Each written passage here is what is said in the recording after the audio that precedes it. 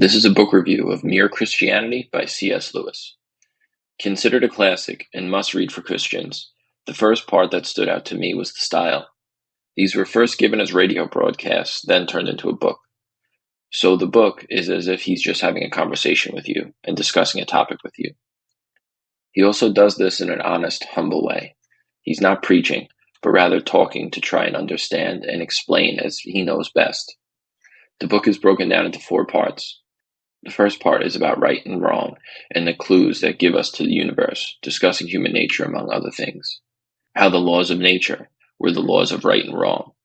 In talking about moral law, he states, "There's nothing indulgent about the moral law. It is as hard as nails. It tells you to do the straight thing, and it does not seem to care how painful or dangerous or difficult it is to do. If God is like the moral law, then he is not soft."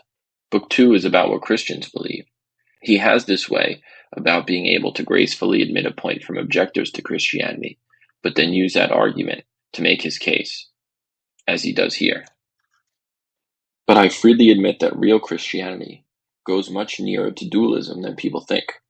One of the things that surprised me when I first read the New Testament seriously was that it talks so much about the dark power in the universe, a mighty evil spirit who was held to be the power behind death and disease and sin. The difference is that Christianity thinks this dark power was created by God, and was good when he was created, and went wrong.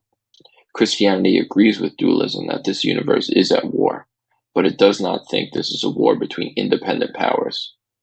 It thinks it is a civil war, a rebellion, and that we are living in a part of the universe occupied by the rebel, enemy-occupied territory.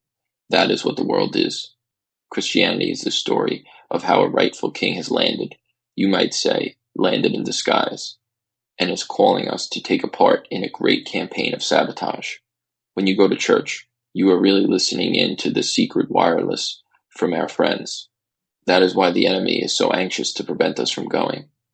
He does it by playing on our conceit and laziness and intellectual snobbery. I know someone who will ask me, "Do you really mean, at this time of day, to reintroduce our old friend the devil, hooves and horns and all?" Well, what the time of day has to do with it, I do not know, but I am not particular about hooves and horns. But in other respects, my answer is, yes, I do. I do not claim to know anything about his personal appearance. If anyone really wants to know him better, I would say to that person, don't worry, if you really want to, you will. Whether you'll like it when you do is another question. Book 3 is about Christian behavior, the 3 parts of morality among the other major sins the majority of people struggle with. I like this quote when talking about sexual morality. "There are people who want to keep our sex instinct inflamed in order to make money out of us. Because, of course, a man with an obsession is a man who has very little sales resistance. God knows our situation. He will not judge us if we had no difficulties to overcome. What matters is the sincerity and perseverance of our will to overcome them." He has a great couple sentences about pride, as pride is the great sin which we all carry in one degree or another. He states, "In God you come up against something which is in every respect immeasurably superior to yourself.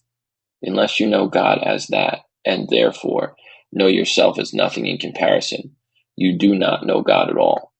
As long as you are proud, you cannot know God. A proud man is always looking down on things and people.